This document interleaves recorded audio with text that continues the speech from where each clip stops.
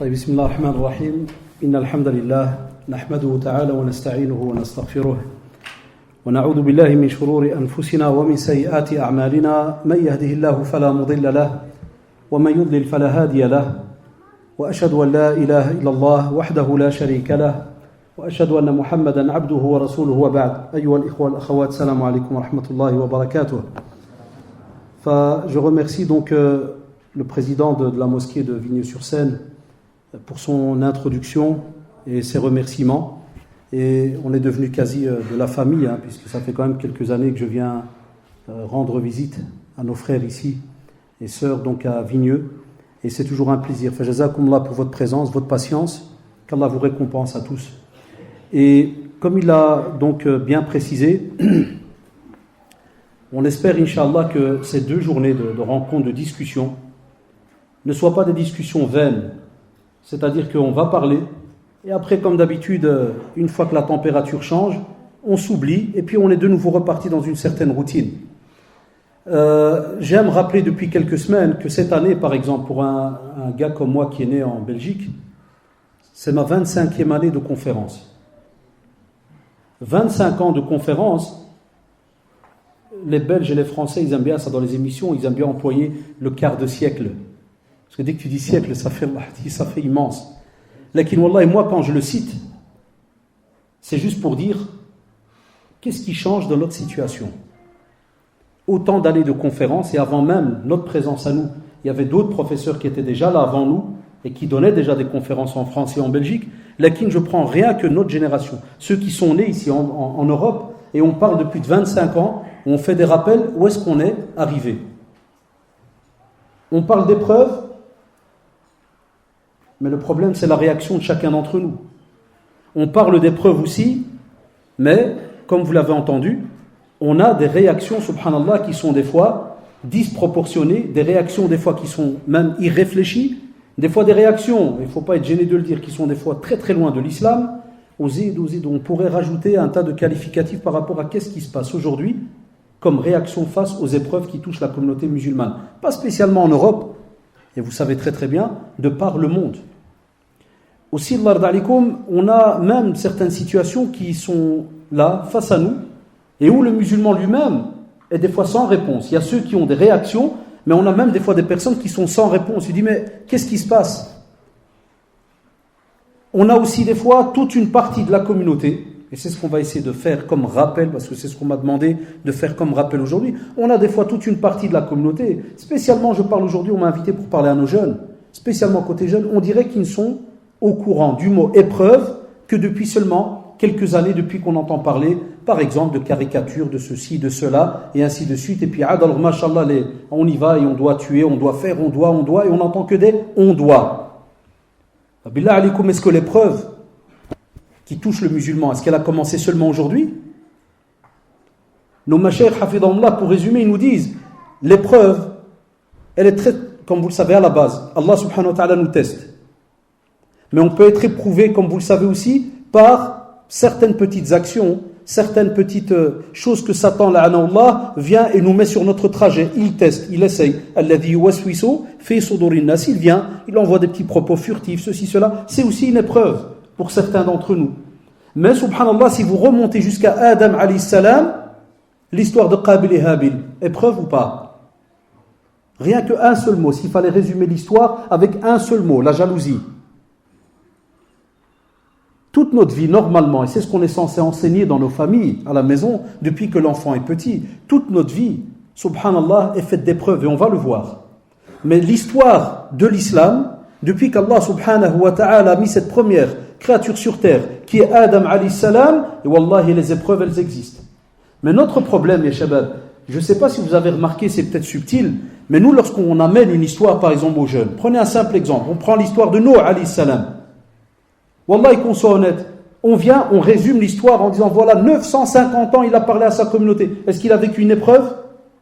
Est-ce qu'il a vécu une épreuve ? Il a vécu des épreuves. 950 ans de da'wa, de prédication. Et qu'est-ce qu'on trouve ? Qu'un petit groupe qui le suit. Mais qu'est-ce qu'on trouve dans les explications que nous, on est censé donner ? Non, on trouve juste une histoire qui est rappelée.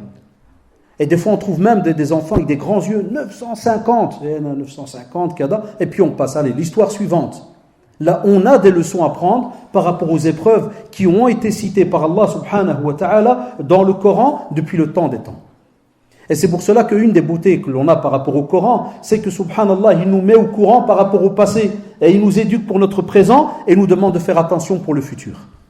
C'est un rôle incroyable qu'a le Coran. Mais est-ce qu'on le lit? Et si on le lit, est-ce qu'on le comprend? Et si on le comprend, est-ce qu'on le met en pratique? C'est pour ça que quand je parle de 25 ans de prédication, des fois, et acceptez-le de ma part, on remarque, et c'est vrai, on a un groupe chez nos jeunes qui commence à prendre un chemin et qui le prend déjà, très compliqué. Wallah, il y a des réactions des fois très très difficiles. Avec des fois des arguments. On va dire, ouais, mais on est attaqué de partout. Est-ce que cette phrase suffit pour avoir un prétexte pour réagir n'importe comment et faire n'importe quoi? Est-ce que vous croyez que celui qui vous parle, moi je ne suis pas un être humain? Vous pensez que je n'ai pas aussi des nerfs, je sens rien, je ressens rien? Peut-être qu'on ressent encore plus que la communauté, puisque nous on est dans la da'wa tous les jours, donc on voit les problèmes tous les jours. En plus, je suis enseignant de religion dans les collèges et lycées de l'État, chez nous en Belgique, parce que vous le savez, je vous l'ai déjà dit, on enseigne la religion dans nos écoles, c'est la loi belge, alhamdoulilah. Donc, on voit les problèmes, on voit un tas de choses. Wallahi, 7 sur 7, 5 jours on travaille, samedi, dimanche on est dans les conférences. Donc on voit 7 sur 7 ce qui se passe autour de nous. Mais subhanallah, pourquoi est-ce que vous remarquez qu'on reste quand même, entre guillemets, d'une certaine manière, j'ai dit, zen, alash. Et c'est la vérité. Ce que je vais vous dire, parce que c'est la vérité. C'est parce que tous les jours, on est dans les livres. Tous les jours, on est avec le Coran. Tous les jours, on est avec la Sunna. Tous les jours, on est avec la biographie du prophète sallallahu alayhi wa sallam. Wallah, ya shabab, quand tu es tous les jours rattaché à ces ouvrages-là, alhamdoulilah, dès qu'il y a une épreuve qui commence à prendre du poids dans ton cerveau, dans ton cœur, et qui te met vraiment mal à l'aise ou qui t'énerve à un certain point, Allah subhanahu wa ta'ala, d'après les lectures que tu fais, des fois te met en face de toi un verset. Des fois, wallah, il te met en face de toi une situation, et on va le voir. Combien moi qui vous parle, il m'arrive, subhanallah, d'être mais vraiment embêté par certaines choses que l'on entend, que l'on voit à la télévision. Des fois même des injustices. On n'est pas dupe, on n'est pas bête quand même. On voit des injustices, voilà l'éclair. Et puis alhamdoulilah, wallahi, des fois, tu vois une histoire de la sira, de la biographie du prophète sallam qui vient. Et où il y a cette chose-là qui te parle, là, qui te dit, mais tu te rappelles, il y a 2-3 jours, tu avais donné au cours, parce que je donne le cours de sira, ça qui est bien, il faut donner. Et cette histoire, alors elle revient devant moi, puis c'est comme si quelqu'un me parle à l'intérieur qui me dit, mais l'histoire que tu as lue par rapport à Abu Bakr radiallahu anhu, franchement, tu es où par rapport à cette histoire? Tu n'as rien subi. Wallahi, on n'a rien subi, ya shabab. Je vous le dis avec toute sincérité. Na'am, le musulman parle, le musulman réagit face à certaines choses qui sont dans le domaine de l'injustice ou autre. Na'am, on parle, et on voit nos professeurs qui parlent, qui discutent et autres. Comme par exemple dernièrement, le professeur qui a été cité par notre docteur Hafidahullah, le président, l'Akh Awsat Hafidahullah, le professeur, par exemple, j'ai vu une petite vidéo où il a pris la parole, il a expliqué, il a dit voilà, structuré, des arguments, tu dis alhamdoulilah, le musulman parle, le musulman a une manière, les compagnons l'ont fait aussi, ridwallah alayhim, comme il y avait aussi, et là on cite très souvent Omar ibn Khattab radiallahu anhu, on avait des compagnons qui étaient, mashallah, comme on dit chez nous, très chauds, qui seraient à la seconde ils se lèvent. Vous savez la phrase très connue de Omar ibn Khattab, c'était tout le temps Da'ni ya Rasulallah. Da'ni, dès qu'on entendait Da'ni sortir de la bouche de Omar ibn Khattab, c'est-à-dire laisse-moi, qu'est-ce qui suivait juste après? Il veut lui couper la tête. Et le prophète sallallahu alayhi wa sallam, tout le temps avec un sourire, il dit là, ya Omar. Non, ya Omar, non. Non. Hatta dans des situations où il y avait des hypocrites qui étaient attrapés en flagrant délit, et Omar radiallahu anhu qui vient. Hatib ibn Abi Balta'a, vous rappelez son histoire, radiallahu anhu, a fait la bataille de Badr et tout, et puis après, vous rappelez, quand il fallait reprendre la Mecque, il y avait la reprise de la Mecque, les pactes ont été rompus, les Qurayshites se sont même, subhanallah, associés à d'autres tribus pour aller tuer des musulmans, et subhanallah, le prophète sallallahu alayhi wa sallam prépare l'armée, et Hatib radiallahu anhu, il envoie une lettre, il envoie un courrier pour prévenir les Qurayshites. C'est pas que c'est un hypocrite. La preuve, il va le dire après au prophète. Il dit Wallah ya Rasulallah, je n'ai pas renié la religion, ni j'ai perdu la foi. J'aime Allah et son prophète. Mais voilà, il est parti mesquin dans une peur, dans un ijtihad, dans une épreuve. C'était laquelle, entre guillemets? C'est sa famille qui étaient bloqués à la Mecque et il avait personne entre guillemets pour pouvoir être à ses côtés et aider donc cette famille puisque les autres avaient des pactes avec d'autres tribus. Les familles avaient souvent ce qu'on appelle des pactes avec les tribus pour que si jamais il y a un problème, telle tribu, automatiquement elle vient, elle dit vous touchez pas à celui-là, il est sous notre responsabilité. Et lui, Mski radiallahu anhu, il dit je l'avais pas. Et Omar radiallahu anhu, qu'est-ce qu'il fait? Même comme ça, à la seconde, Miskin, regardez, très belle intention qu'il a, c'est pour la religion, et il demande de faire quoi? D'aller le tuer. Et le prophète dit, là, ya Omar. Et il va loin, sallallahu alayhi wa sallam. Et il rappelle qu'Allah subhanahu wa ta'ala a pardonné à ceux de Badr par rapport à ce qu'ils feront comme action. Enfin, on avait un guide qui était là. Quelqu'un pourrait me dire aujourd'hui, ouais, mais mon frère, désolé, maintenant en Europe, t'as remarqué, on n'a pas de guide, on n'a rien, on n'a pas, tout que des ne pas. Si on en a un, et on vit avec tous les jours, on en a même deux, le Coran et la Sunna. Mais qu'est-ce qu'on a étudié de ces deux? Moyen très très important que l'on a. Deux outils très très importants. Deux paroles très très importantes. L'une est celle d'Allah subhanahu wa ta'ala. Et l'autre expliquée par le prophète Muhammad sallallahu alayhi wa sallam. Elles sont entre nos mains ou pas, les shabab? Mais est-ce qu'on les lit? Est-ce qu'on les lit? Je donne cours à plus de 170 élèves pendant la semaine. J'ai 170 élèves au cours de religion islamique à l'école. De première secondaire jusqu'au bac. Sur 170, wallahi, maximum, écoutez-moi bien, maximum une trentaine pris. Maximum une trentaine d'élèves pris. C'est comme si je dirais que même si on a des personnes âgées qui prient, quel est le poids de cette prière? Qu'est-ce qu'on y raconte? Quelle est la sincérité qu'on y met? Quelle est la connexion avec Allah subhanahu wa ta'ala? À quel degré? Donc j'ai une trentaine d'élèves qui prient. Et sur la trentaine qui prient, quand je fais l'exercice, je dis viens devant, montre une raka'a kada, il faut corriger pendant 1 heure. Lis surat al-Fatiha, il faut la corriger pendant 3 heures. Ouzid. Après, les élèves, des fois, sont étonnés quand je les fais un peu oublier et on passe dans une discussion sur une épreuve qui nous touche, par exemple. C'est directement, mon frère, il faut montrer qu'on est des forts, il faut montrer qu'on est des... Des fois, il n'y a même pas besoin de montrer. Allah subhanahu wa ta'ala fait ressentir dans le corps ou le cœur de l'autre qui est en face, qui des fois te veut du mal, Wallah, il peut lui faire sentir de la peur. Il peut lui faire sentir de la crainte. Et Allah subhanahu wa ta'ala, quand les compagnons ridwallah alayhim ont été honnêtes, sincères avec Allah subhanahu wa ta'ala en premier, puis avec le prophète sallallahu alayhi wa sallam, wallahi shabab, combien de fois ils étaient très très peu. Ils sortaient avec 300 cavaliers, se retrouvaient en face avec 1000.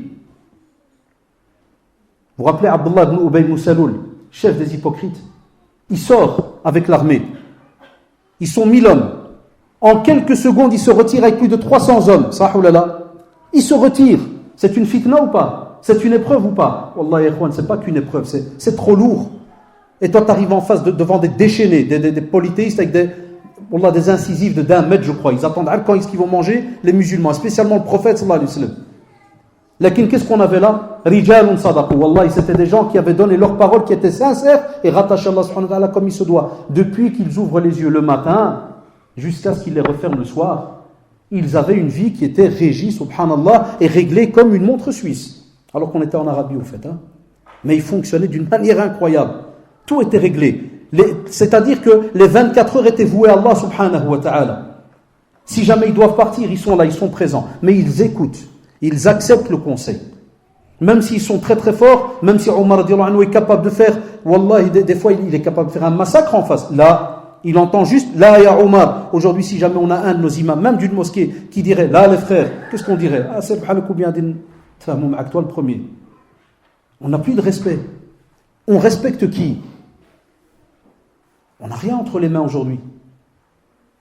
Et vous allez voir les remarques que je fais maintenant, c'est des réalités qui font que les épreuves vont continuer à s'abattre sur nous. Nos parents avant, subhanallah, je parle de mon père, hafidahullah, et invoqué Allah subhanahu wa ta'ala pour lui, fort malade, miskin, des fois il nous dit, alors qu'ils n'ont pas étudié, wallah, c'est la réalité, je parle pour mon père, voilà, chacun connaît ses parents, le mien il a ni l'unif ni rien du tout jeune, la sécheresse, il a dû aller travailler. Et comme il faisait les champs, vous savez, quand il travaille dans les champs, il me disait des phrases, wallah, quand je le vois maintenant avec la technologie qu'on a, et il me dit, quand des fois tu as un chien, un chien qui vient, qui s'approche du champ, il dit, wallah, il va fonctionner d'après le gardien. Si le gardien c'est un petit shmata mkhabba, il n'ose pas sortir, le chien qu'est-ce qu'il fait? Il va rentrer, plus il va appeler ses copains. Ah, wallah, revenez sur telle terre, Zelda. Et le gardien, Matrafouch, il est là, mais il ne sert à rien. Donc regardez comment est-ce qu'il nous expliquait les choses. J'aimais bien, c'est le système meilleur pédagogique qu'il y avait, c'est l'image, on comprend directement. Et aujourd'hui, on a quoi? C'est chacun pour soi, et on le sait, c'est une réalité. C'est-à-dire maintenant, on peut être unis, on vient à la mosquée, on écoute tous, peut-être à 50, à 100 personnes, mais vous le savez très très bien, ce soir est un autre jour. Dès qu'on rentre chez nous, wallah, c'est chacun pour soi. On ne va pas se dire, tiens, on a entendu ça pendant 2 jours, mais il faudrait que lundi, on s'assied, table ronde, qu'est-ce qu'on pourrait faire pour commencer? Ça, c'est là la sincérité que les compagnons avaient. Qu'est-ce qu'on pourrait faire, tiens, pour notre région? Commence notre région, notre petit quartier, notre petite structure, petite soit-elle, et puis on l'agrandit petit à petit, jusqu'à comprendre, et ça, notre expérience dans les conférences et la visite de plein de villes, que ce soit en France, en Belgique ou au Canada, c'est la vérité. Elle m'a montré qu'on ne s'accepte pas entre nous. On ne s'accepte pas. Je vais vous donner un simple exemple. On va dire qu'on va choisir une structure dans le pays. Je sais que ça va peut-être choquer certains, mais on est là pour ça. On va choisir une structure qui va représenter les musulmans. Première remarque qui est tout à fait normale, on va regarder de loin, on va dire, mais qui connaissent la religion, ceux-là, c'est des vendus? Très bien. Non, stop, non, qu'on ne fait pas les hypocrites entre nous, c'est la vérité. Des vendus, ça c'est maintenant ton jugement, il est là. Alors, qu'est-ce que tu apportes à la place? Bismillah. Apporte-moi des noms vendus. Pour faire quelque chose rien que dans le quartier, apporte-moi un petit groupe. Apporte-moi quelque chose qui va faire qu'on va conscientiser nos petits-enfants à toute cette petite génération que vous voyez à côté de vous, et on va essayer de préparer une nouvelle génération qui va commencer à accepter, parce qu'Allah, ça peut aller sur 2 générations même, à accepter quel est le rôle des responsables qui sont en dessous de nous. Parce que ce qui est beau dans notre religion, c'est incroyable, c'est qu'on te dit à la base, tu ne cours pas après la responsabilité. Ça, oulala. On te dit même dans la sunna, celui qui court après la responsabilité, il est celui à qui il ne faut pas donner de responsabilité. Très bien. On te dit, tu l'as pris? Bismillah, on y va. Qu'est-ce que ça sous-entend dans notre religion? Que le jour du jugement dernier, qui va être questionné en premier? Le responsable. Ça, beaucoup de nos jeunes ne l'ont pas compris, ils ne veulent pas l'accepter. Nos machères te disent, le responsable sera accepté. Ton rôle, nasiha, tu lui écris. Écris. Gentillesse, petit sourire, écris. Pas un faux sourire, un vrai. Écris. Va le rencontrer. N'oublie pas, Allah subhanahu wa ta'ala t'a mis cette épreuve sur le dos, tu nous représentes, tu ceci, tu cela. Pourquoi je vous dis cela? C'est pourquoi? Pour que normalement, lorsqu'on éduque 1 à 2 générations sur ce système-là, et c'est pour ça que nos parents, jazakallah, wallah, et on les remerciera jamais assez. Alors qu'on est né en Europe, la première chose, mon père, qui m'a appris, vous savez, c'était le waqar de qui? Tawqir, le respect, vous savez de qui? Dites-moi, vite fait. Très bien, l'imam. Avant de soi-même. Wallahi, j'avais à peu près 5-6 ans. Et c'est des rendez-vous qu'on n'oublie pas. Mon père m'a pris chez l'imam devant, vous savez, je sais que c'est dur ce qu'il a fait là, mais après je l'ai remercié. Il m'a pris chez l'imam, il m'a dit, tu vois, moi je suis qui? Je dis, t'es mon père. Wallah, j'oublie pas la scène. Et il est mort, rahimahullah, Cheikh Rabah, qui était de côté de Oujda. Il est mort il y a 5-6 ans maintenant. Il m'a pris devant lui, il m'a dit, tu vois celui-là? Kali, moi je suis qui? T'es mon père. Il m'a dit, lui, je sais pas, j'étais encore gamin. Il m'a dit, c'est ton 2e père. Wallah al-adim. Quand tu le vois, t'embrasses la tête, t'embrasses les mains. Il m'a dit, si jamais il y a un mot de travers, Wallah, j'oublierai jamais la scène. 5 à 6 ans j'avais. Chaque fois je l'ai ressorti de l'eau. Je dis, t'es capable de me... Il me dit, Wallah, la journée. On a grandi comme ça. Wallah, on a grandi comme ça. L'imam, il peut être qui il veut. C'était un bien, mais c'est dommage qu'après est arrivée une nouvelle génération, on n'a pas pu suivre dans cette éducation-là.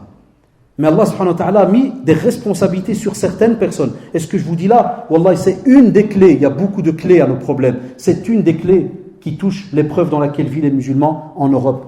On n'arrive pas à s'écouter, on n'arrive pas à s'accepter, on n'arrive pas à accepter les conseils des autres, on n'arrive pas à accepter certaines décisions en se disant... Quelqu'un va peut-être se casser les dents, là qu'Inch'Allah, on va conseiller et il va comprendre que. Et on avance jusqu'à arriver à ce qu'on appelle vraiment, quand le fitna, quand l'épreuve va prendre le dessus, wallahi, même la sunna nous a laissé des réponses. On est censé, subhanallah, regardez nos mashayikh, hafidallah, lorsqu'ils nous parlent, et encore il y a des jeunes qui rigolent de ça aujourd'hui. Je les vois dans des forums. Lorsque nos mashayikh parlent de maslaha et le mafsada, Certains jeunes, ils rigolent de cela. Des fois, il peut y avoir le bien fondé dans une chose. On vous dit, Mbab al-maslaha, pour le bien de la communauté, c'est mieux pour l'instant, calme. Voilà. C'est mieux de faire ceci ou cela. Et on vous dit des fois, si jamais tu ne veux pas qu'il y ait une mafsada, ça veut dire quelque chose de très très mal qui va, wallah, toucher la communauté ou ta famille ou ceci ou cela, il est préférable de nouveau, soit de s'arrêter, soit. Non, il y a des personnes, non, vous êtes des khawaf, vous êtes des peureux. Non, vous êtes des ceci. Non, vous êtes des cela. Donc, même les règles que les mashaykh, hafidahumullah, établissent pour nous dire, wallah, il y a un bien derrière dans certaines situations, dans certaines épreuves qui nous touchent, et même comme ça, on est arrivé dans une situation où personne ne veut même plus accepter ces règles-là, et on met automatiquement un mot qui est un peureux, t'es ceci, t'es cela. Alors, Bilal et Koumia Shabab, comment voulez-vous alors que l'on gère ce qui se passe aujourd'hui? Et même moi qui vous parle, et tous les profs qui viennent parler ici ou ailleurs, ils le savent très bien. C'est qu'aujourd'hui en France, n'importe qui est capable de faire ce qu'il veut quand il veut. En gros. Vous avez eu des attentats à Paris.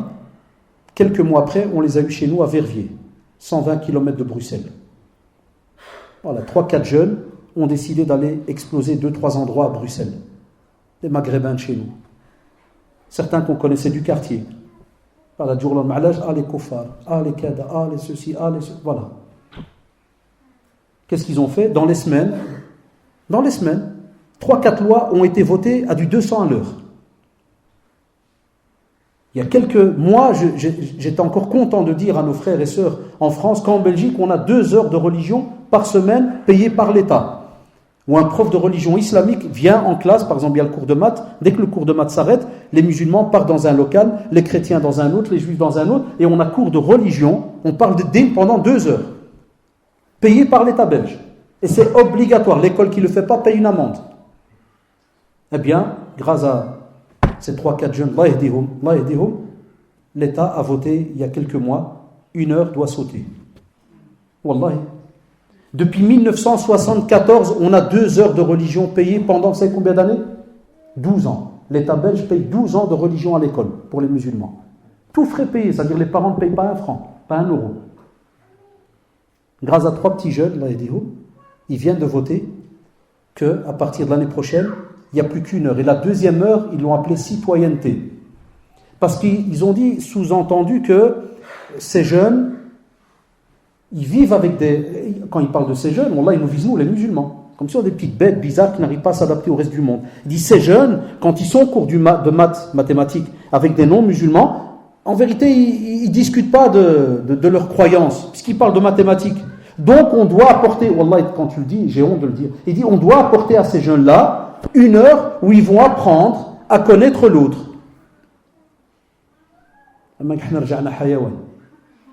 Wallah, j'en ai comme des petits animaux, des petites hacharats qui n'arrivent pas à s'adapter aux autres. Dès qu'il est un peu différent, on est schizo, on attrape des crises.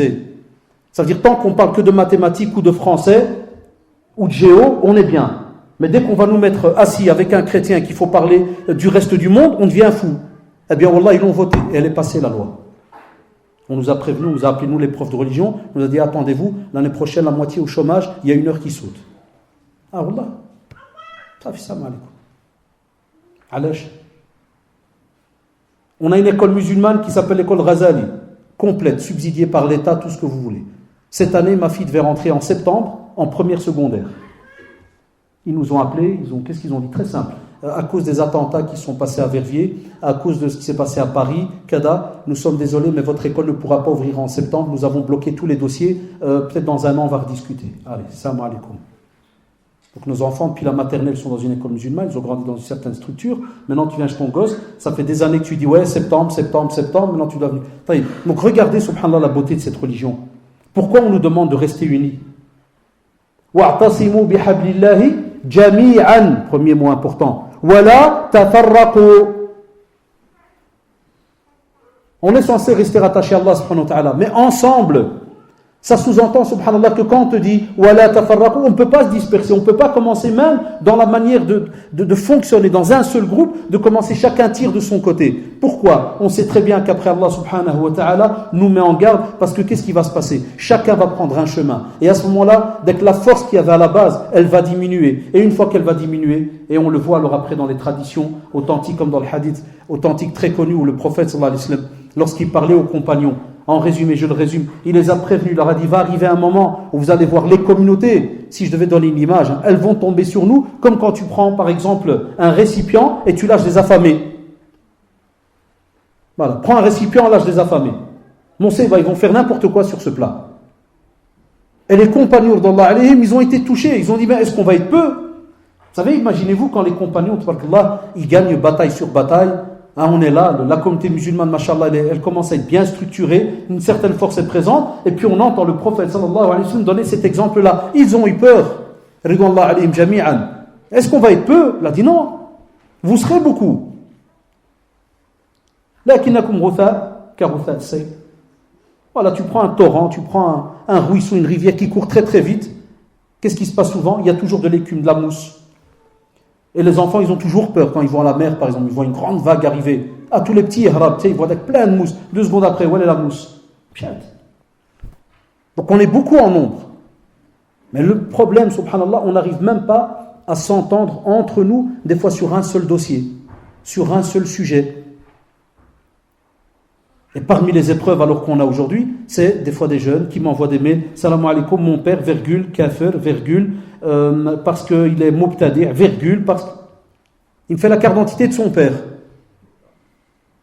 Quand il me parle de Jean-Jacques, ou là, je ne sais pas de qui il parle.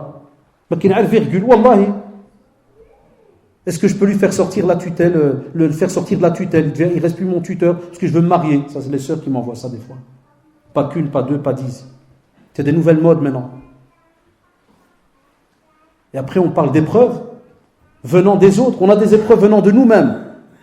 Des épreuves, wallahi, qui sont des fois lancées à l'intérieur de la communauté. C'est pour ça que moi, souvent, quand on me demande de parler des épreuves, je n'aime pas quand on me dit directement que, soi-disant, les épreuves, elles viennent de l'extérieur et nous, machallah, tout est... Non, on doit balayer d'abord devant notre porte. Nous, on a des épreuves dans la communauté musulmane et provoquées par des musulmans. Ça, oulala. C'est des réalités. Alors, celui qui est à l'extérieur, maintenant, vous me comprenez.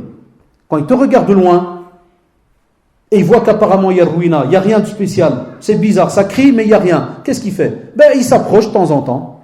On a donné l'exemple au début là. Il s'approche, et puis il dit tiens, je vais mettre ma main, je vais voir s'il y a quelqu'un qui va mordre. Et il met sa main, il n'y a rien. Alors tiens, on va mettre la moitié du corps, il voit qu'il n'y a rien. Et il rentre, et puis après, dès qu'il est dans la masse, il voit qu'apparemment ça fait beaucoup de bruit, mais il n'y a rien. Et là, vous avez remarqué, il décide ce qu'il veut quand il veut. Et il fait ce qu'il veut. Et toi, tu es là, t'acceptes, et puis tu as l'autre qui est à côté qui va sortir son petit caractère, qui va sortir sa jurisprudence à lui, et qui va commencer à faire son ijtihad, son petit effort d'interprétation de ce qu'il voit en face, et puis il va mélanger tout ça à son caractère, à son ceci, à son cela, et puis maintenant, comme vous l'avez remarqué, on a peur et on attend. Chaque fois on se dit Allahu Akbar, dès qu'un jour un de nos jeunes va de nouveau faire quelque chose, on attend. C'est la vérité ou pas? On attend. Chez nous, avec ce qui s'est passé en Belgique, on attend. Souvent, on le dit, on dit Allah hafad andek, et on sait, parce qu'il n'y a même pas quelques semaines, ceux qui suivent bien la télévision, on a eu un groupe de jeunes qui sont dans un groupe armé à l'extérieur de la Belgique, et devinez, sont apparus dans une vidéo. Il y a des jeunes qui les reconnaissent. Ah purée, c'est Abdel du quartier. Ah, ça. Il est là avec une calache. Ouais, bonjour les Belges, on va venir vous attaquer, hein. Ça va? Et on a comme ça la vidéo, ouais, on va vous détruire, on va, et toi t'es assis là, tu regardes, l'arabe on est habitué, des fois des trucs bizarres, on est habitué, les bizarreries ça nous manque pas, vous le savez très bien, des fois on rigole, on se dit, tu vois, on rigole, on se dit, regarde ce qu'ils sont en train de... Mais le Belge là à côté ou le Français, imagine juste après tu sors, tu le rencontres dans les couloirs. Bonjour monsieur. Spécialement si juste après l'émission tu lui fais un beau sourire. C'est ce qui se dit dans sa tête peut-être à la seconde. Et on me l'a fait, wallah qu'on me l'a fait. À mon voisin comme ça, wallah, il m'a dit vous souriez pour du vrai? C'est même Mziel, j'ai pas terminé. Je lui ai dit, j'avais pas tilté. Je lui ai dit naam. Je dis ouais, pourquoi? Il m'a dit vous avez vu l'émission tout à l'heure? Je dis ouais. Et effectivement dans l'émission vous avez été chez un jeune de chez nous et qui disait que voilà, il faut les attraper, il faut leur faire. Puis il me fait comme ça, il me dit si un jour il y a un problème, vous me faites quoi? Ah, je lui dis coupez la tête là. Je dis non, t'inquiète. Je dis non. Mais wallah qu'il était mal. Wallah, il était mal. Je suis revenu chez lui, je lui dis, j'ai retoqué après le soir, je dis franchement, tu vois, parce que nous on n'est pas habitués à parler. Nous on est habitués, dans notre communauté, on est entre nous. Et des fois on se dit non, ça c'est le fahamat, c'est du blabla. Là, il y a des gens en face qui... Et j'ai été toqué, je dis franchement, vous le pensiez vraiment? Il m'a dit, je dis la vérité, quand on discute entre des amis, au café et tout, on se dit, ces Arabes, ils sont capables de tout. Ils vont nous... Allah. C'est une épreuve ou pas? Non.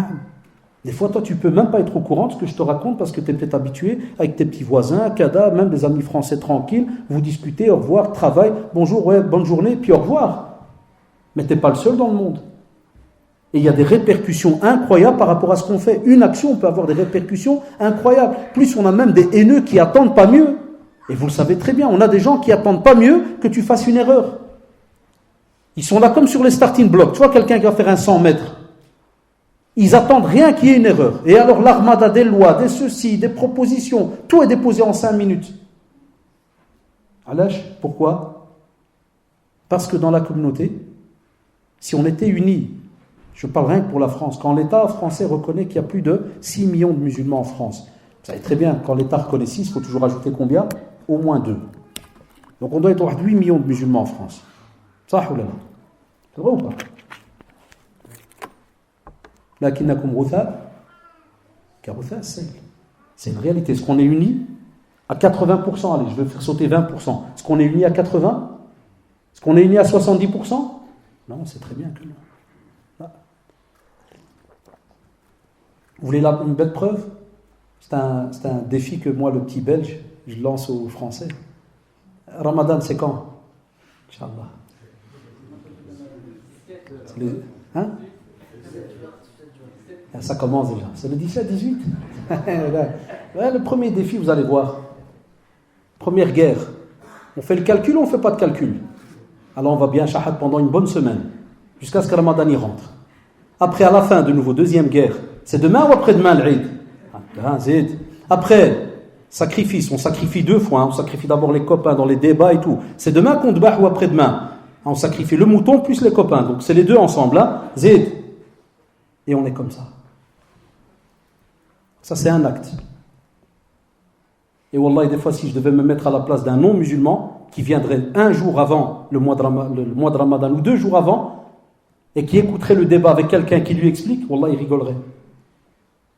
Il se dirait en 2015, ils sont encore en train de s'entretuer pour savoir et aller voir, parce qu'il y a peut-être des parents qui sont étonnés de ce que je dis, parce qu'ils c'est pas des amis de Facebook et compagnie, mais allez voir les lynchages qu'il y a sur Facebook et sur le forum et compagnie. Si jamais il y a un prédicateur qui va donner un avis, qui va dire calcul, il est kafir dans les 3 secondes qui suivent. 500 commentaires. Si l'autre il va dire vision, t'es un arriéré, mais il y aura 300 qui vont répondre. Et on va s'amuser.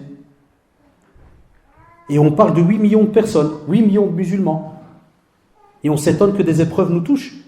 Parce que des fois, même par rapport à nos comportements, Allah subhanahu wa ta'ala peut nous faire vivre. Et il nous fait vivre des épreuves. C'est pour cela, quand Allah subhanahu wa ta'ala, il commence donc le verset, comme vous le savez, dans Surat Al-Ankabut, par Alif Lam Mim. Déjà, subhanallah, ce qui est beau dans le Coran et dans l'exégèse, et on le sait très bien, ceux qui étudient parmi vous, Alif Lam Mim, on n'a pas d'explication. C'est un i'jaz incroyable. Et nos professeurs, c'est comme si, quand on était encore jeunes, ils nous disaient Alif Lam Mim, quand tu l'as au début d'une sourate, ou bien Hamim, Kaf, Ha, Ya, Ain, Sad, et autres, on te dit c'est comme pour te calmer, toi, le petit être humain, là, tout petit, calme, stop, je laisse. Voilà. Tu es face à un miracle déjà. Assis-toi. Reste modeste.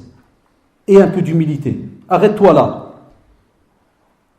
T'es calme? On t'envoie maintenant le message. Ahasiba an-nas an yutraku an yaqulu amanna wa hum la yu'minun. Ça, c'est notre vie. Et puis, il vient avec une certitude. Wa laqad fatanna alladhina min qabl. Ça veut dire qu'avant nous, il y a encore une autre certitude. C'est laquelle? Première partie du verset. Est-ce que les gens pensent que parce que maintenant on dit ashhadu an la ilaha illallah, ashhadu anna Muhammadan rasulullah, on prie, on fait kada, on est croyant, on le dit, ça veut dire qu'il n'y aura aucune épreuve sur terre? Et regardez la beauté, subhanallah, de la parole d'Allah, subhanahu wa ta'ala, pour nous remonter même des fois le moral et nous dire, mais à qui? C'est ça aussi que j'ai aimé chez nos professeurs, c'est qu'ils décortiquent les versets pour dire, mais Allah, subhanahu wa ta'ala, il parle à qui là? Mais il parle en vérité à ceux qui ont compris le message et qui œuvrent pour que ce message soit mis en pratique. Et il est en train de parler à certaines personnes qui vivent une épreuve. Ils sont dans l'épreuve. Et pour qu'ils comprennent et qu'ils aient des oreilles bien ouvertes, parce qu'ils savent que même s'ils sont dans une épreuve, le musulman, quand il est dans une épreuve, il ne ferme pas les oreilles, il reste réveillé et il se rattache à Allah subhanahu wa ta'ala. En se rattachant à la suite de ce verset-là, il va comprendre que na'am, calme, tu n'es pas le premier, tu ne seras pas le dernier à vivre une épreuve. Et comme vous savez en langue arabe, wala qad, il y a une certitude.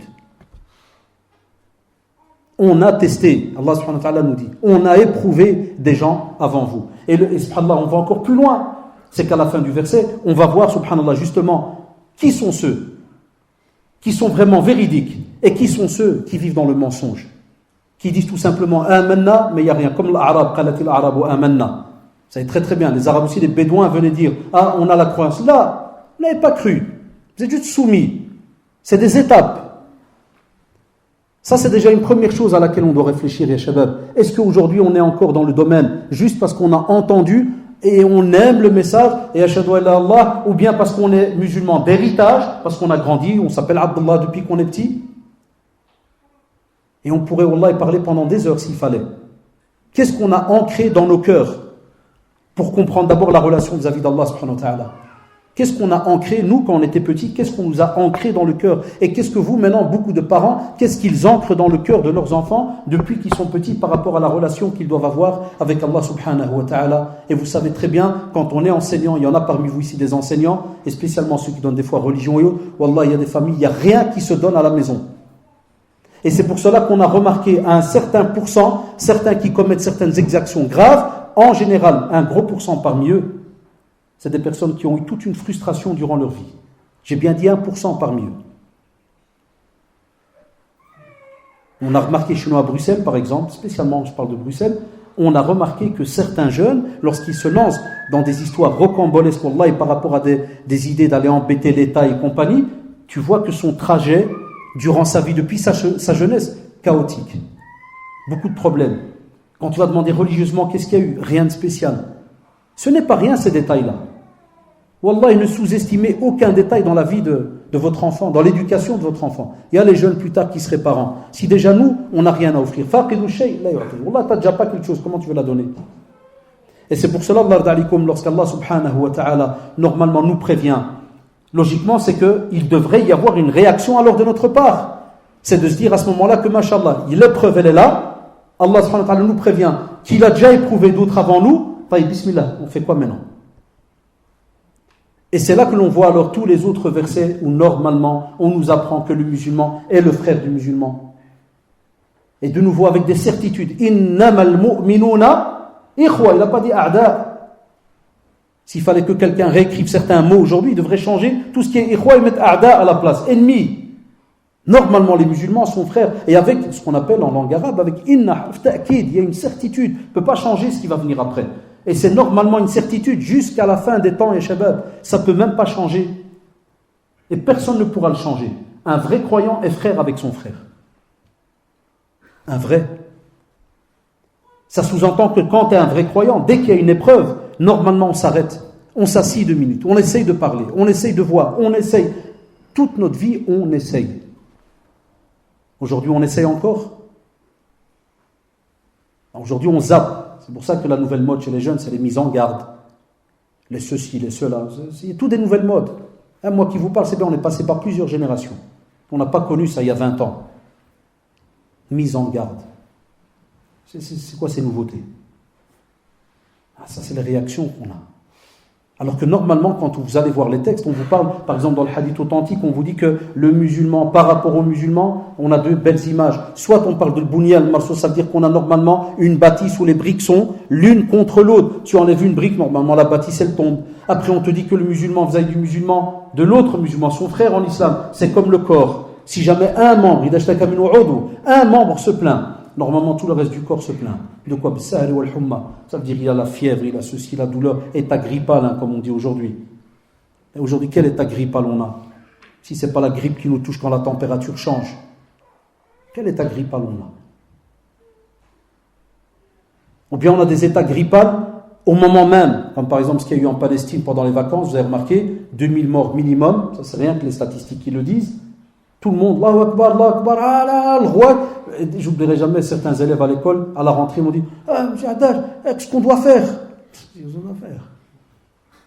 J'étais en retard, frère. C'est 60 ans. T'étais où l'année passée? J'avais fait une conférence là-dessus. Il y a certains qui croient que les épreuves, c'est quand lui a ouvert les yeux et qu'il a remarqué qu'il y a une épreuve. La semaine d'avant, il n'y avait rien, tout était bien. Comme j'ai dit à certains jeunes, il y a eu 2000 morts en été, ça sous-entend qu'au mois de mai, à Gaza, c'était les palmiers, les cocotiers, les jeunes en Bermuda, tout allait bien. C'est seulement en été que ça a chauffé un peu. C'est proportionnel avec la chaleur, vous avez remarqué, ça chauffe. Non. Comme l'a dit Allah subhanahu wa ta'ala, il y a des épreuves qui nous touchent, mais elles sont là tout le temps. Lakin. Mais, où est cette union? Aussi, on vous dit deuxièmement, il y a des sagesses. Il y a des sagesses derrière ces épreuves, ya shabab. Wallah, quand on entend aujourd'hui que, par exemple, certains, entre guillemets, parlent en mal vis-à-vis de l'islam ou ceci ou cela. Et dans le titre, on m'a dit exemple des compagnons. Avant de passer aux compagnons, prenez le prophète sallallahu alayhi wa sallam. On l'a traité de sahir, kahin, majnoun. Rien que ces trois mots-là. C'était des mots très très insultants chez les Arabes en ce temps-là. C'est-à-dire c'était vraiment le monde de la dépravation. Dès qu'on traitait quelqu'un de voyant, de sahar, de ceci, de cela, c'était soit quelqu'un de très mauvais, soit c'est parce qu'il avait alors une certaine puissance. Regardez, c'est incroyable chez les Arabes. Il lui donnait une certaine puissance, mais en vérité pas pour lui donner une certaine éloge. Mais c'est pour dire que non, si toi t'as délaissé les dieux, c'est parce que lui, avec la puissance qu'il a, il t'a aveuglé. Mais la vérité, tu dois quand même rester attaché à ces dieux-là. Donc c'était soit l'un, soit l'autre. Mais on l'a insulté, on l'a rabaissé.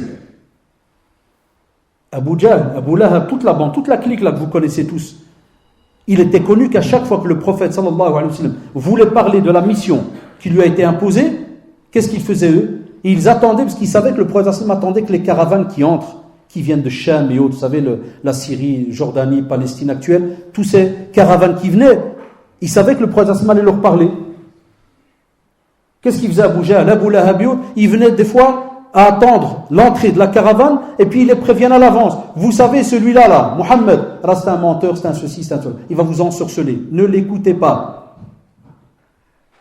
On a même eu des spécialistes de la poésie, je ne rentre pas dans les détails. Il y avait un qui a dit je vais aller soigner Mohammed. Il va aller le soigner. Et il sort tout content, il arrive devant lui, le prophète immédiate. Je vais d'abord lire. Une fois qu'il lui a lu le Coran, il revient chez les Qurayshites, je résume l'histoire, parce que le temps apparemment est déjà 7h05, j'ai jusqu'à 1h30. Il revient chez les Qurayshites, et c'est très connu dans la Sira, subhanallah al-adim, et j'aime bien quand j'arrive toujours à ces passages-là, c'est quand ils disent, Allah, il est revenu avec le visage différent de celui avec lequel il est parti voir. Le prophète sallallahu alayhi wa sallam. Chaque fois ça se passait. Chaque fois que quelqu'un voulait venir discuter avec le prophète sallallahu alayhi wa sallam et qui disait aux Qurayshites, les grands chefs de Quraysh, vous savez quoi? Je vais aller, je vais m'occuper de lui. Qu'est-ce qu'il faisait? Il partait avec un visage, quand il revenait, il avait un autre visage. Et hatta wallah, des fois il arrivait à Abu Lahab ou Abu Jahl, il voyait le type arriver de loin, il prévenait déjà ses copains, il leur disait, wallah les gars, il revient avec un autre visage. On vient d'en perdre un encore. Est-ce qu'il a frappé le prophète sallallahu? Est-ce qu'il a insulté? J'ai remarqué des fois, spécialement quand il y a une émission le soir, le matin quand je donne cours à la première heure à 8h20 à l'école, et c'est une habitude depuis des années, mes premiers élèves, dès qu'ils rentrent en classe, maintenant on est dans la mosquée, on doit rester poli, mais monsieur, hier le type là, Allah, je veux le péter, comment ça? Je dis, ouais frère, Zid, il ne doit pas parler comme ça, hein? Et ouais. Puis il te regarde comme pour dire, monsieur, t'es pas avec nous. Je le regarde, je dis, et après quoi? Qu'est-ce qui se passe les gars? Et ils sont tous ma'asbi, les 20. Ils vont manger les murs. Et des fois pour les embêter. Je sais que ça embête. Parce qu'il y en a qui, je sais ce que je vais dire, mais non, ça embête des fois. Et des fois je leur dis, Abdel, tu pries? Il me fait non. Qu'est-ce que tu me parles de Jean-Jacques? Qu'est-ce que tu es en train de faire, frère? Puis il me regarde, ah non, monsieur, c'est pas parce que je prie pas, mais il faut, l'islam c'est dans le cœur, il faut, oui, c'est beau. Je dis, t'as raison, Abdel. Pour commencer, il est dans le cœur, oui, mais si tu peux parler jusqu'à demain matin, dans ton état, là, x est égal 0, mon frère, équation à 22 degrés, il n'y a rien. Retourne là comme tu veux, il n'y a rien. Et c'est comme ça, chaque fois qu'il y a une émission, Non, le prophète sallallahu alayhi wa sallam, il avait des outils en main.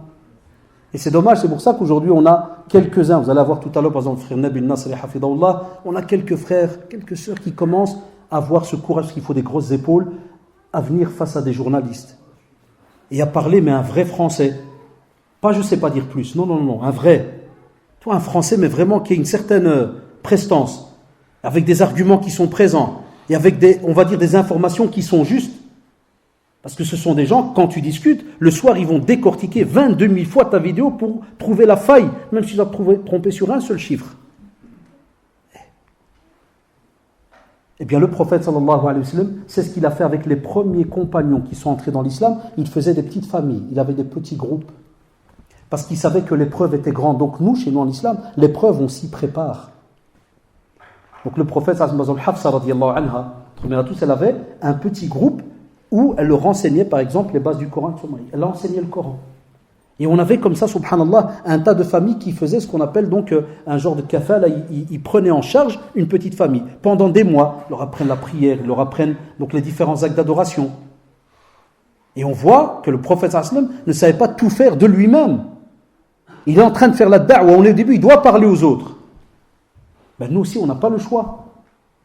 On devrait normalement, dans chacune de nos mosquées, avoir des petites halaqat, c'est-à-dire avoir la mosquée, entre guillemets, pleine à un point où on se plaindrait où est-ce qu'on va mettre les autres. Je suis sûr que quand on a prié l'Asr, tous ceux qui se sont levés et sont partis, je suis sûr qu'ils avaient beaucoup de choses à faire très très importantes. Sûrement. Et là, il faut toujours avoir une bonne intention sur son frère. Il doit avoir beaucoup de choses importantes à faire. Mais est-ce que les 100% avaient quelque chose d'important à faire? Et c'est là que je vais paraître embêtant, c'est que dans la communauté, si on n'est pas un gros pourcent, à supporter, wallah, toutes ces petites épreuves, tous ces problèmes-là, vous comprendrez aisément qu'il y aura toujours un groupe qui va pleurer le sang la nuit et un autre qui va dire « Mais non, allez, frère, t'inquiète ». Là, il y aura toujours cette situation-là. Et voilà pourquoi le prophète sallallahu alayhi wa sallam a fait comprendre à ceux qui étaient rentrés dans l'islam que c'est pas parce que tu es entré, c'est fini, il n'y a plus rien. J'oublierai jamais dans les années 80, Cheikh Mskil Arbi Kashat, Hafidahullah, était venu nous rendre visite à Bruxelles. Et regardez, il y a des fois des petites histoires, wallah, qui restent pendant des années. Et l'Arbi Kashat, il expliquait qu'une fois il était dans sa mosquée et il dit, quelqu'un était venu se convertir. Et l'anecdote, je la résume, c'est que quand cette personne s'était convertie, lui, quand il a vu le visage, il s'est rappelé, il dit en résumé que c'était quelqu'un qu'il croisait très souvent dans le quartier avec donc valise, cadavre. Donc c'est quelqu'un qui travaillait vraiment, il était actif. Quelqu'un de très actif dans ce qu'il faisait dans son boulot et autres. Et puis il dit, après, quand il s'est converti, il a revu à la mosquée, mais tout le temps assis dans un coin. Il dit, mais je me rappelle de vous. Et en résumé, la personne avait fait comprendre, voilà, maintenant il est entré dans l'islam, donc tout ce qui est la vie ici-bas, tous ces amusements, c'est fini. Je donne mon corps, mon cœur à Allah. Et ouais, je vais tenir le mur. Il a dit non. Et j'ai aimé la phrase à la fin, il lui a dit, tu sais qu'il se peut que tu servais beaucoup plus la communauté quand tu bougeais que dans l'état dans lequel tu es maintenant. Et ça a réveillé la personne. Eh bien, c'est ce que faisait le prophète. C'est pas parce que, il est entré dans l'islam qu'il dit, bah c'est tout, salam alaikum, walakal jannah, au revoir, tu as le paradis, c'est fini. Là, il le faisait travailler. Et il devait s'occuper et éduquer d'un autre groupe de personnes. C'est ce que certains frères, jazahumullah, ont essayé de faire avec nous, les premières générations, en Belgique dans les années 80. On faisait ce qu'on appelle les halaqat à la mosquée. Et wallah, il t'aurait dit qu'à la mosquée, là où j'ai grandi, Al-Khalil, t'aurait dit qu'il y avait ce qu'on appelle un essaim d'abeilles dans la mosquée.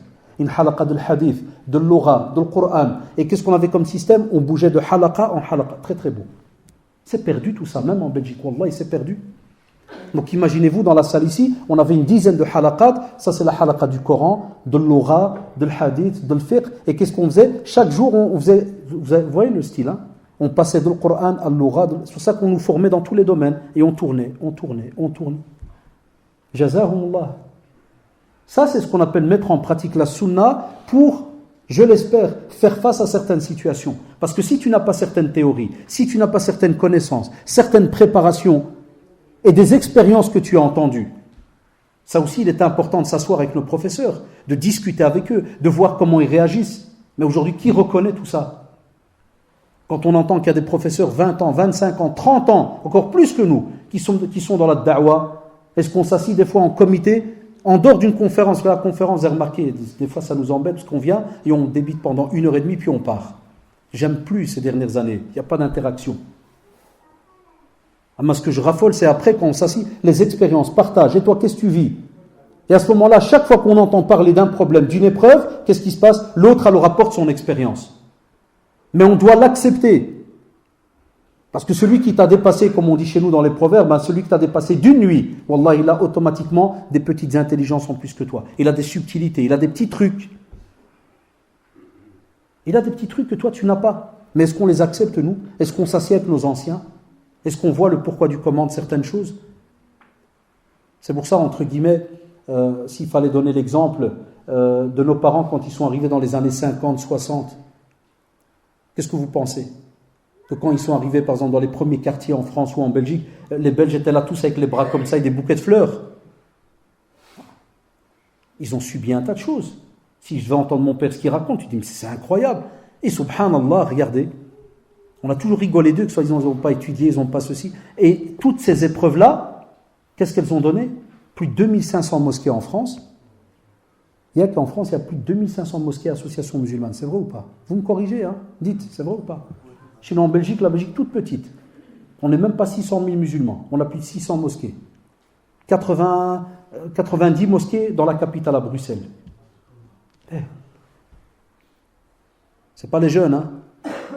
C'est nos parents. Pas de diplôme, pas de bac plus 22, rien. Wallahi. Épreuve ou pas? Est-ce qu'ils avaient la langue? Non. Ils ne parlaient pas le français. Mon père m'a dit, on rentrait, on voulait acheter des œufs. Il m'a dit, la flamande, ouais, puis il me dit, je regarde, ouais, le pain neuf, il me fait, il me dit, c'est tout ce qui cache les œufs à nous. Et il regarde, Wallah, il m'a dit, je faisais comme ça. Wallah, il m'a dit, j'ai fait le signe de la poule, Kada, puis le mari de ma tante, il fait semblant qu'il regarde, oh, Kada, elle lui a dit, ah, oui. Elle est rentrée, parce qu'il a à l'intérieur, ça va, en ce temps-là, le khawf, elle voit des basanés comme ça, elle est sortie avec un paquet d'œufs. Tu vois quelles épreuves ils ont passées. Et chacun à sa manière. Et ouais. Mais wallah, c'est dommage. Pas de diplôme, mais je peux vous jurer qu'ils avaient beaucoup de choses que nous, aujourd'hui, les jeunes, on n'a pas. Puisque la preuve, quand chaque fois qu'ils parlent, eux, de cette période-là, ils avaient une tiqa d'Allah subhanahu wa ta'ala incroyable. Alors que c'est la vérité. Beaucoup d'entre eux avaient une pratique très très simple. Mon père me le dit, parce que c'est le seul exemple que j'ai d'anciens avec qui je parle beaucoup. Il me dit, Aoulidi, tous les copains d'Yali, les vieux du quartier, il me dit, il me dit, la plupart, quand on arrivait, on ne priait même pas. Il n'y avait pas de mosquée, il n'y avait rien. Mais certains d'entre nous, ils faisaient la prière. D'autres, ils rentraient crevés, ils dormaient. Épreuve ou pas? Wallah, grave épreuve din, que tu viens d'un pays musulman et tu largues ta religion pour, soi-disant, une immigration que tu as fait pour manger. Et Msakin, ils ont tenu. Ils sont conseillés au fur et à mesure, jusqu'à ouvrir toutes ces mosquées, à nous éduquer. Et après, c'est vrai, il a manqué certaines choses. Mais nous, les jeunes, maintenant qui avons soi-disant toutes ces fahamas, tous ces blabla dans la tête, qu'est-ce qu'on va apporter maintenant de mieux? Qu'est-ce qu'on va pouvoir structurer entre nous? Nos parents, ils partent l'un derrière l'autre. Mon père Hafidahullah, ça fait quelques mois, il a le cancer, miskin. Il y a 3 jours, j'allais presque annuler, hémorragie interne, 3 jours en soins intensifs. Ils partent, ils partent l'un derrière l'autre. Qu'est-ce que nous, on va laisser maintenant à nos jeunes? Nos imams les plus anciens de Belgique, même de France, maintenant même ma chère sur qui j'ai étudié, le minimum il a 65 ans, cher Toujani Hafidahullah. L'autre jour il me parlait, il me dit, c'est Rachid, je dois avoir les papiers pour la pension. Et il était ému, il me dit, Allah, il me dit, on commence déjà à parler de pension. Il est venu tout jeune en Belgique, 30aine d'années il avait, cher Hafidahullah. Cher Al-Kharraz, la même chose. Les grands qui sont connus en Belgique, cher Tahar, tous des films, ils partent. Où est la relève côté de Machaïr? Où est la relève? Qui va s'occuper? Et on parle d'épreuves. Wallah, des épreuves, elles vont arriver. Il y a les jeunes qui m'entendent. Wallah, on n'a encore rien goûté. C'est pas 2-3 débats à la télévision que vous pensez que c'est fini, l'islam est foutu, ou là, je ne sais quoi. Abadan, il est protégé jusqu'à la fin des temps. Pensez plutôt à vous. On doit penser à nous. L'islam, c'est une religion qui est protégée jusqu'à la fin des temps. Arrêtez de stresser à ce point-là. Mais on doit stresser par rapport à notre situation. Car beaucoup d'épreuves encore nous attendent. Parce que Wallah, Shabab, quand une épreuve vient et que tu as déjà une base, tu as du béton armé qui est là, tu as déjà un peu de religion, alhamdoulilah, tu arrives à te faufiler un petit peu. Mais quand tu vois des fois l'état de la jeunesse qui monte, Et nous, on est comme des médecins, nous, on voyage. Ne pensez pas qu'on est des juges. Hasha lillah, wallahi, moi, on juge. Si j'étais un juge, je serais le premier à être mauvais. Là, on voyage beaucoup. Et on entend beaucoup. Et le plus grand scam, ce sont tous ces appareils où on reçoit des mails, les forums, et spécialement quand on est dans la da'wa et où on reçoit des mails, al-masa'ib. Alors j'ai été prié le Jumu'ah, en quelques secondes, 3 qui m'attrapent. واحد صافي est parti مع واحد المهم انتم عارفين واحد جوني سلكت معاه مشى. Non, wallah, c'est écoutez, yallah, je suis rentré, donc vous savez, vous venez le Jumu'ah, vous avez envie de yak. À peine je suis rentré, il m'a pris par la main. Si حداش طريقه هذا واحد مشات له, l'autre c'est son fils اللي مشى معاه et l'autre m'a. J'ai regardé la montre, 10 minutes j'étais là. 3 monsibas d'un coup. Bah après, on va voir. Il y a ceux, des fois, les jeunes qui me disent, monsieur, on est foutus, on nous attaque de partout.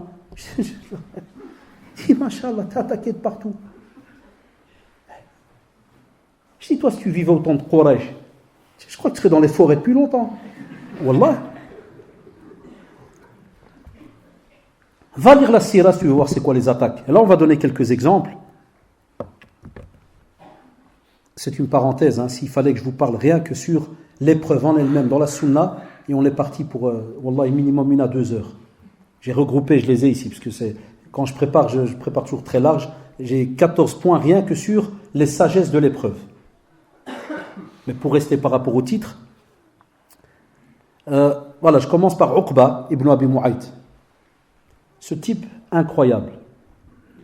Chaque fois que le prophète sallallahu alayhi wa sallam, prends un simple exemple, doit prier. Vous savez ce qu'il fait? Il vient et il entend, subhanallah, des fois les grands dignitaires de Quraysh allumer un peu. Par rapport, par exemple, le système qu'ils avaient, il est en train de prier, il va venir, il va dire, tiens, vous voyez ce Mohammed, 10 fois on lui a dit de pas prier là. Il vient quand même prier.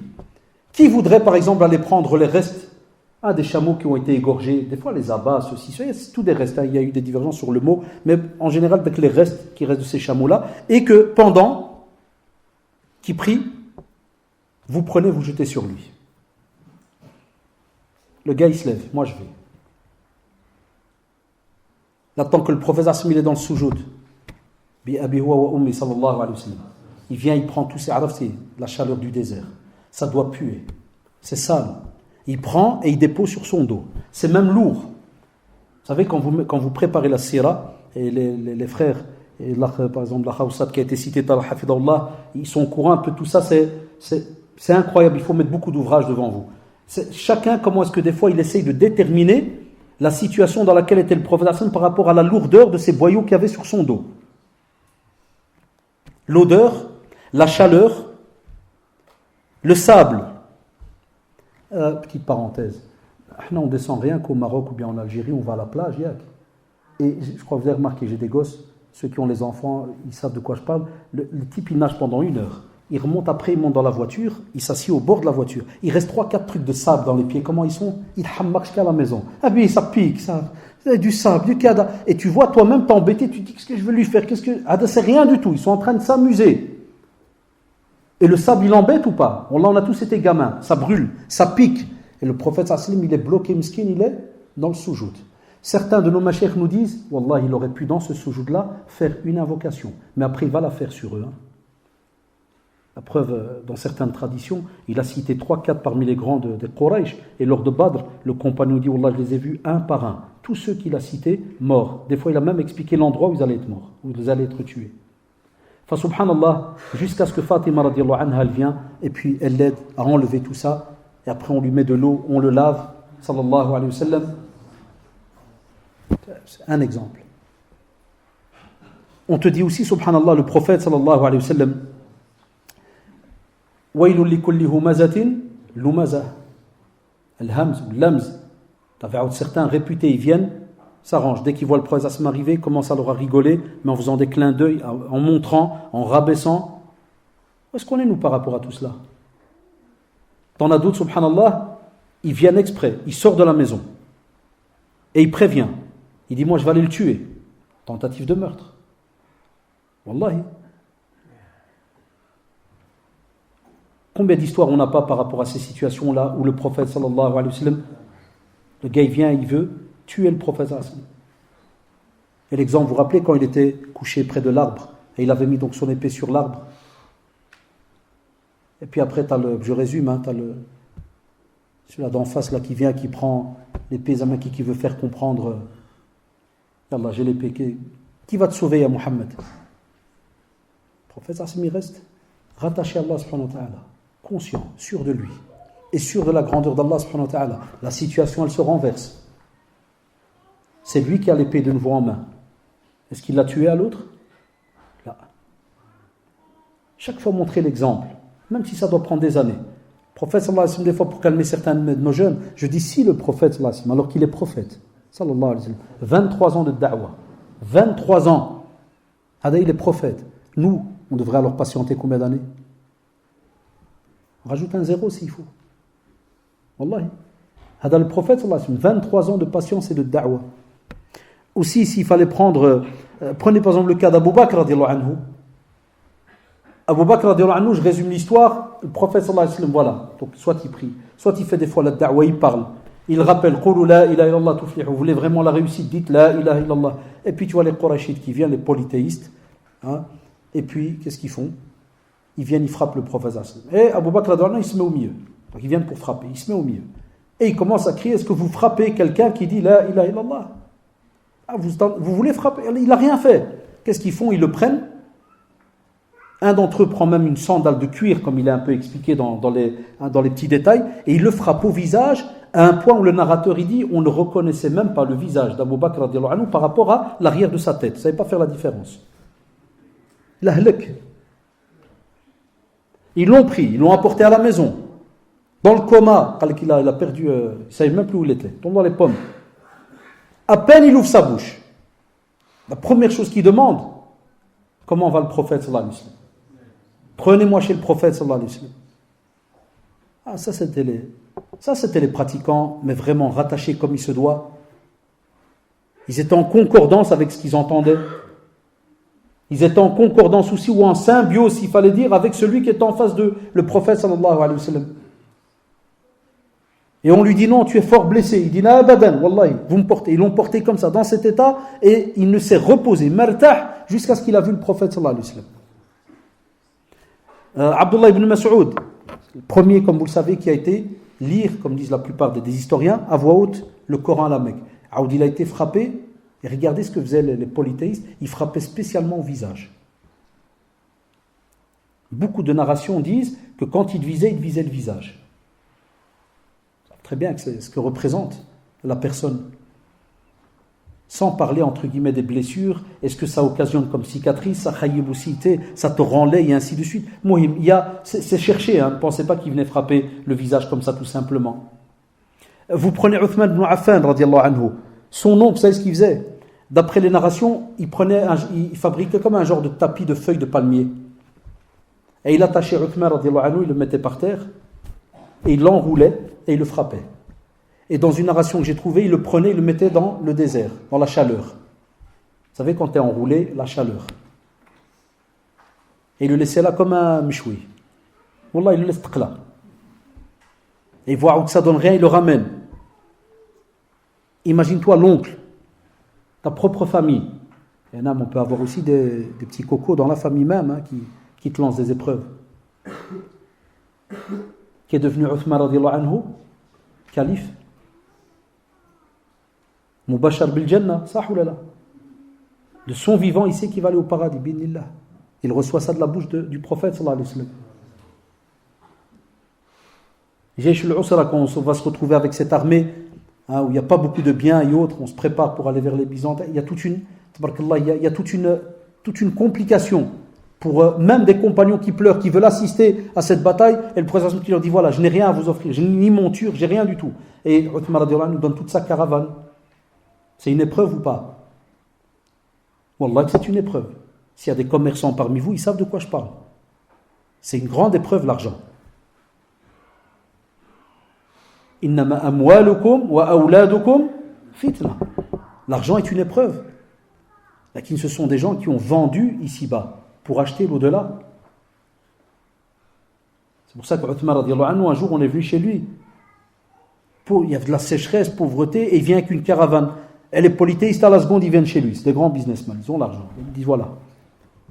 on commence à déposer le prix maintenant. Alors ils font une offre, et ils leur disent on m'a donné plus. Bon, ils donnent une deuxième, on m'a donné plus. À la fin, ils l'ont dit, on est des grands commerçants, et on sait qu'on est les premiers, à être venus chez toi. C'est impossible. Il dit, non, Allah subhanahu wa ta'ala m'a donné plus. Et il rattache Allah subhanahu wa ta'ala avec le message, avec le prophète sallallahu alayhi wa sallam. Mais Allah subhanahu wa ta'ala m'a donné plus. Et qu'est-ce qu'il fait après? Il l'offre aux musulmans. Ils avaient une qudwa, un exemple, mais ils étaient sincères vis-à-vis de cet exemple. Ils étaient rattachés à lui, mais ils savaient que ce rattachement ne voulait pas dire qu'ils adoraient lui, cette personne-là, hasha lillah. Mais ils savaient qu'ils faisaient ça pour Allah subhanahu wa ta'ala, et ils savaient pour qu'ils vivent bien, et qu'il y ait des choses qui soient bien structurées. Là où ils vivaient, il fallait absolument écouter cette personne qui justement a été envoyée par Allah subhanahu wa ta'ala. Et nous, normalement, et shabab, aujourd'hui, normalement, on nous dit dans la sunna, et le texte il est clair, que l'ulama, warathatul anbiya, les savants sont les héritiers des prophètes et messagers. Les savants. Ah, même ça, c'est un débat de toute une soirée s'il fallait. Vous allez voir les jeunes. Quel savant et quel kada. Et là, et on est parti. J'étais lors d'une umrah, écoutez bien, lors d'une umrah en Arabie, j'ai eu des jeunes, très simple ce que je veux vous dire, j'ai eu des jeunes qui sont venus chez moi, qui m'ont dit Salam alaikum, c'est Haddash, on t'a vu saluer un conférencier, c'est un innovateur. Je dis, ouais. Je dis, mon frère, si tu dis que tu es de la sunna, tu ne dois pas le saluer. Alors, regarde, l'éducation qu'on a eue, c'est quoi? C'est que quand tu es dans un endroit où il y a des savants, toi, le petit élève, tu fermes ta bouche. Donc, je me suis tué, je leur ai dit, ça tombe bien. La mosquée de Cheikh Ben Baz, rahimahullah, elle est juste en face. Et le mufti était là. Cheikh Abdelaziz al-Cheikh. Je les ai pris, 12, wallahi 12. Je les ai pris avec moi. On rentre chez le mufti. Il est aveugle, hein, comme vous le savez. Et bon, c'est des codes que j'ai appris là-bas. Si tu veux qu'il te reçoit à la seconde, ça ne veut pas dire qu'ils ont une mauvaise attention. Wallahi, hasha lillah, mais vous comprendrez, ils donnent plus d'importance. Il y a des codes. Qu'est-ce que j'ai fait? Dès qu'on a terminé la prière, je lui dis, Cheikh, j'ai des convertis avec moi. Dès qu'il a entendu reconverti, il a dit, marhaba, marhaba, il s'est retourné, mskin. Les soldats, ils m'avaient déjà à l'ifsma. Ah ouais, parce qu'il a des gardes et tout, et ils ne savent pas ce qui se passe. Et je lui dis, Cheikh, je l'ai reconverti avec moi. Il y avait effectivement dans le groupe plus de 2/3 de reconvertis. On est rentré chez le Cheikh. Et je lui ai dit, voilà, cher, je suis un prédicateur en Belgique, kada. J'ai dit, on a un autre prédicateur, c'est vrai, il y a des histoires, des petits trucs. Voilà, c'est les malentendus, et il a aussi sa vision, kada, effectivement. Hein. J'ai dit, mais les frères, voilà, ils disent, je ne dois pas le saluer. En résumé, il m'a dit, écoutez, entre prédicateurs, vous devez garder contact. Wallah, shahada lillah, il m'a dit, vous devez garder contact, même si vous n'avez pas la même manière de voir. Et vous vous conseillez, kada et tout. Et il a regardé, alors il m'a dit, parle aux jeunes, il m'a dit, et vous, ya shabab, parce que je leur traduisais, il leur dit, vous, c'est différent, vous êtes en train d'apprendre, choisissez quelqu'un qui est, alhamdoulilah, sur la même longueur d'onde que vous, kada, il leur explique, donc il est resté pendant, Allah, 1 heure. On sort devant la porte, Allah, il a dit, la ilaha illahu. Je leur dis, les frères, c'est bon. Un maghrébin du groupe, il m'a dit, il m'a dit, c'est qui ce type d'abord? C'est le mufti d'Arabie. Il m'a dit, le mufti. Il m'a dit, Allah, je dis, frère, j'ai rien à te raconter, moi, maintenant, c'est fini. Si le mufti est kharbaq, alors moi, je fais quoi, moi? Je vends du cannabis, là, je fais quoi, moi? Wallah, je dis, moi, je fais quoi là-dedans? Tout c'est là. Voilà, ça, c'est la situation.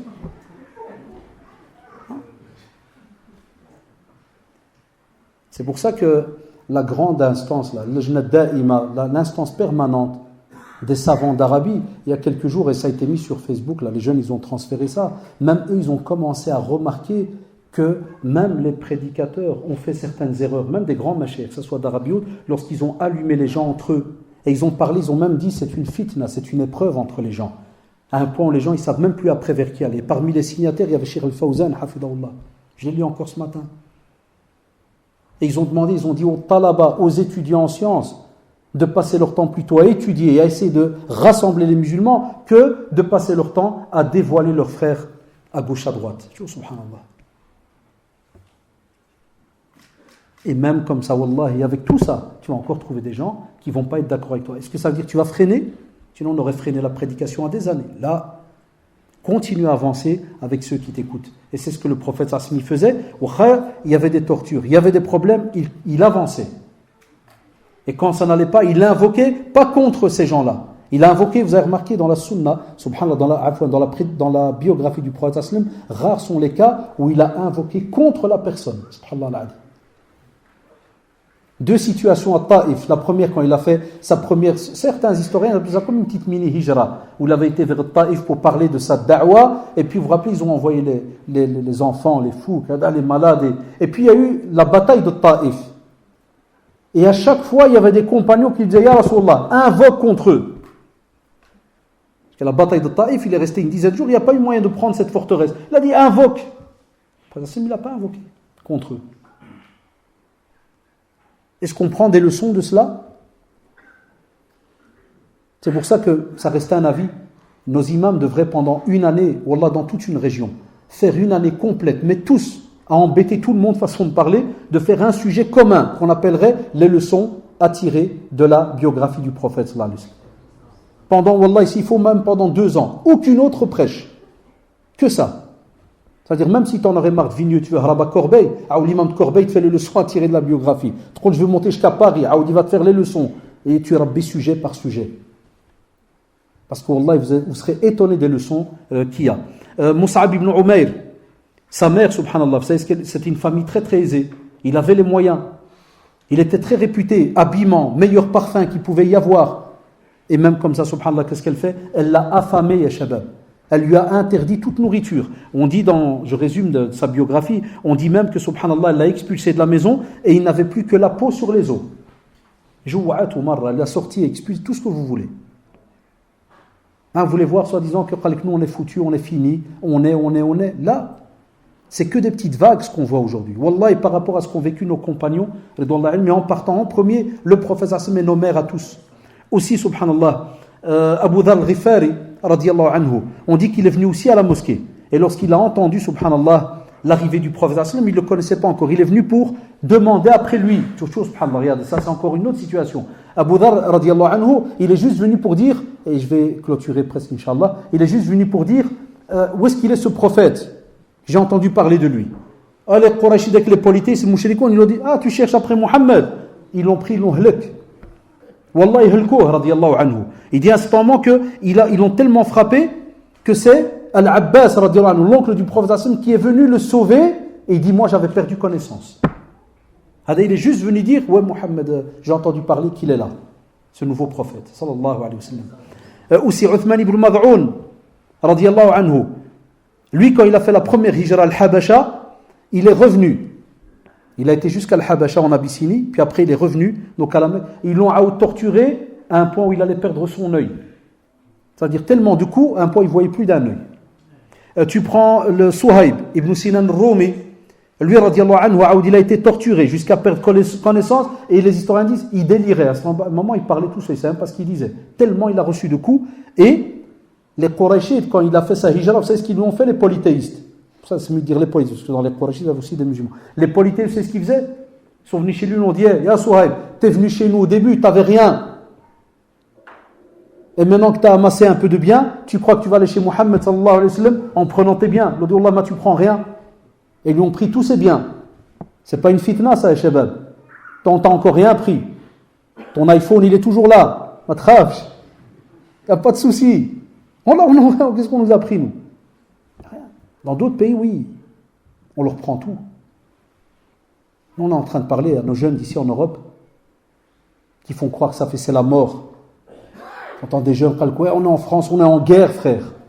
Wallah, ça c'est que des discours de rappeurs. Wallah, c'est à force d'écouter du rap que de non, c'est des réalités, vous savez très bien. À force que tu écoutes quelque chose, ça imprègne ton cerveau. Hein.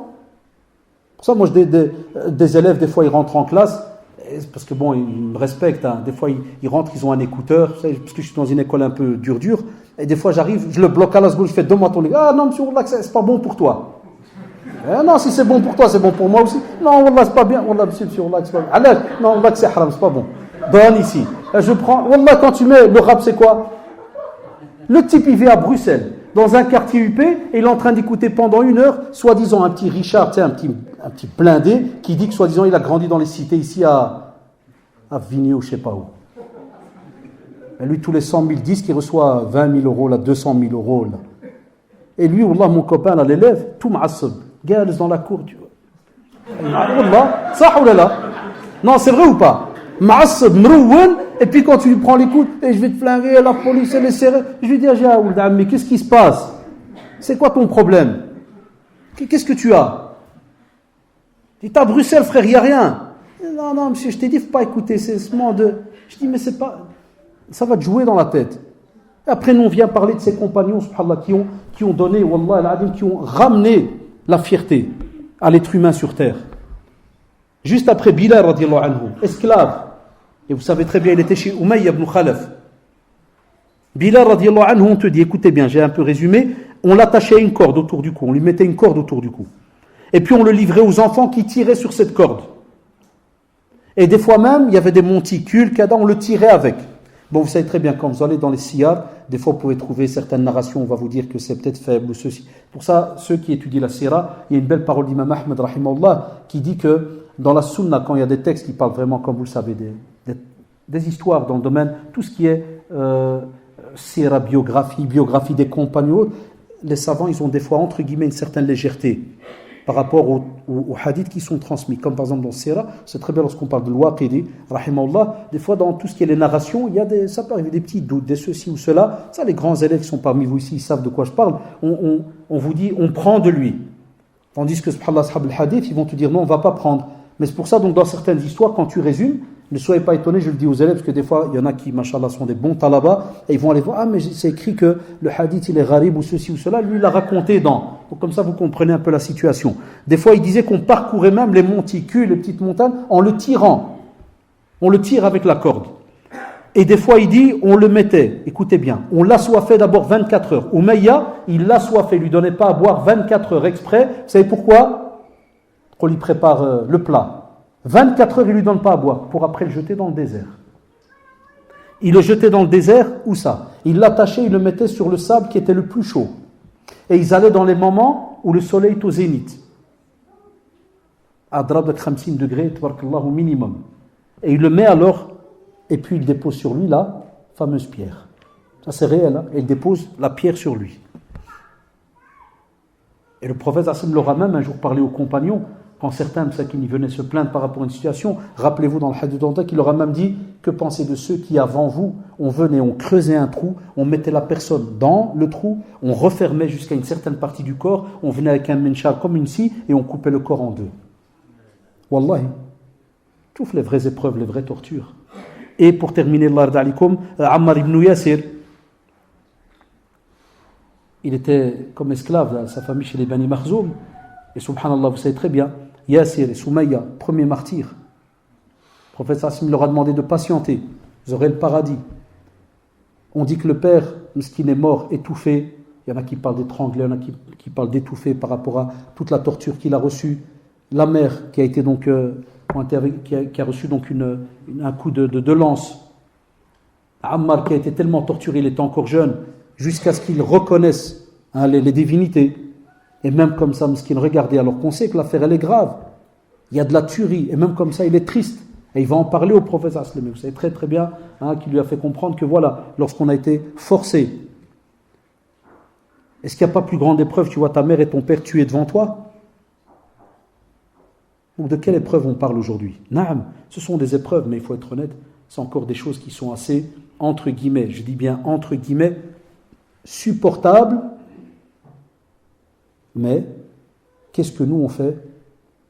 Parce qu'il y a le travail en amont et en aval.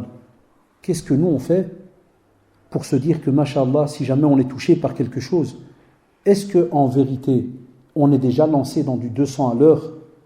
C'est-à-dire on est déjà lancé, mashallah, on a une vitesse de croisière, et on travaille l'islam comme il faut, et on est main dans la main, et puis on se dit, alhamdoulilah, voilà, yakada, ou bien, chacun pour soi, et comme vous l'avez remarqué, jour après jour, on avance. J'avais pris un simple calcul ces derniers temps avec mes élèves. J'ai dit, écoutez, si on prend rien que depuis qu'il y a des khutbat al-Jumu'ah en France, minimum 40 ans, dites-moi. Vous savez que l'immigration française, elle est plus ancienne que celle de Belgique, hein, vous le savez. Donc depuis combien d'années il y a des khutbat al-Jumu'ah en France? 40 ans?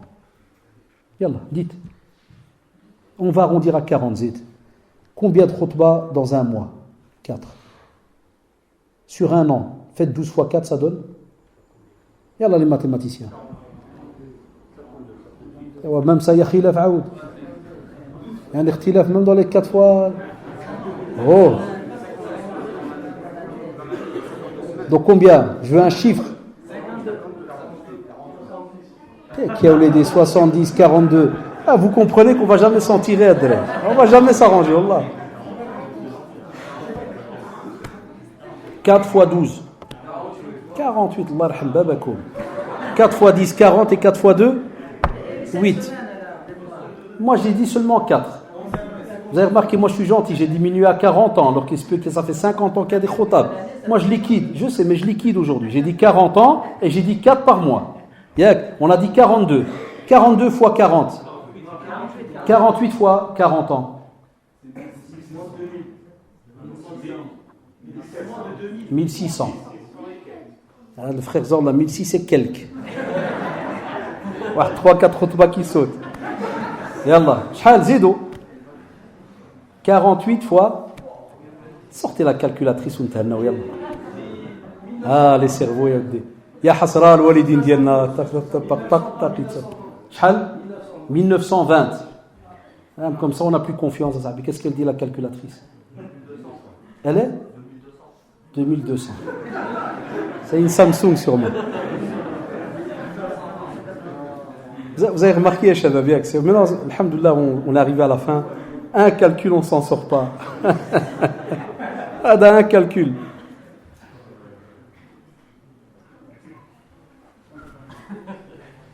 Si Hamou il a un Samsung, il va me sortir un autre chiffre. Vous savez, comme il disait, asmahli. Khallik, t'es jamais mieux servi que par toi-même. Allah, khalli ala Allah. Khalli ala Allah. On a dit 48 fois 40. 1920. Sahih, frère. Taïb, shabab. Écoutez bien, 1920 khutbah. Ya shabab, restez concentrés. 1920 khutbah. Yawm al-Qiyamah, responsabilité ou pas? 1920 discours ont été donnés en 40 ans. Et en vérité, comme m'a dit Ammé, il y a des 52 semaines, des fois, ça, c'est-à-dire, wallahi, on peut arriver à plus de 2000 khutbah. Tu sors des mashayikh. 2000 khutbah. Et regardez notre situation. L'union dans laquelle on est, masha'Allah, l'entente dans laquelle on est, le respect dans lequel on est, ouzid. Plus de 2000 khutbah. Vous voulez qu'on calcule les conférences? Zid. Donc, Allah d'alikum, j'ai fait l'ouverture, comme on dit, de la rencontre. Chaque professeur, Jazallah, va venir avec son expérience dans son domaine, au fur et à mesure. Moi, je lance maintenant le débat. Et mon rêve, depuis qu'on fait les doros, je me dis, si on arrive de région en région, entre guillemets, à s'unir, de mosquée en mosquée, Wallah, si on demande cela, c'est plus spécialement pour nous. Maintenant, on a un certain âge. Nos parents aussi ont un certain âge. Vous savez pour qui on travaille, pour qui on fait notre possible? Pour les petits là qui sont là. On est obligé de leur laisser quelque chose. Déjà vis-à-vis de l'islam, quoi qu'il y ait, ça on l'a compris. Ça c'est un wajib, c'est une obligation. Mais au moins vis-à-vis de nos petits frères, petites sœurs, qu'est-ce qu'on va leur laisser dans les années à venir? Fabarakallahu fikum. Jazakumullah pour votre écoute. Wallah, et pour votre patience. Important de revenir tantôt pour le frère Nabil parce qu'il a beaucoup d'expérience et beaucoup d'informations aussi à vous donner. Les autres professeurs, que ce soit Cheikh Najdi, que ce soit Cheikh Oussat, Cheikh Najah et bien d'autres que je n'ai pas cités. Wallah, alhamdulillah, jazakumullah, les frères, ils ont regroupé ici un tas de personnes que vous connaissez tous et qui, au moins, ont de l'expérience. C'est-à-dire, ce ne sont pas des gens qui sont juste assis dans un coin et qui ne sont pas au courant de ce qui se passe. Ils bougent. Prenez de ces expériences-là et vous savez très bien que vous avez un bénéfice immense lorsque vous sacrifiez de votre temps pour être où? Dans la demeure d'Allah subhanahu wa ta'ala et pour parler justement d'Allah subhanahu wa ta'ala et de son prophète et spécialement aussi, comme vous le savez, qu'est-ce qu'il en découle? Parler du bien de la communauté. Et celui qui s'occupe, alhamdulillah, de sa communauté, c'est quelqu'un qui contient, wallah, déjà beaucoup de bien. Allahumma arina al-haqqa haqqan warzuqna ittiba'ah. Allahumma arina al-haqqa haqqan warzuqna ittiba'ah. Wa arina al-batil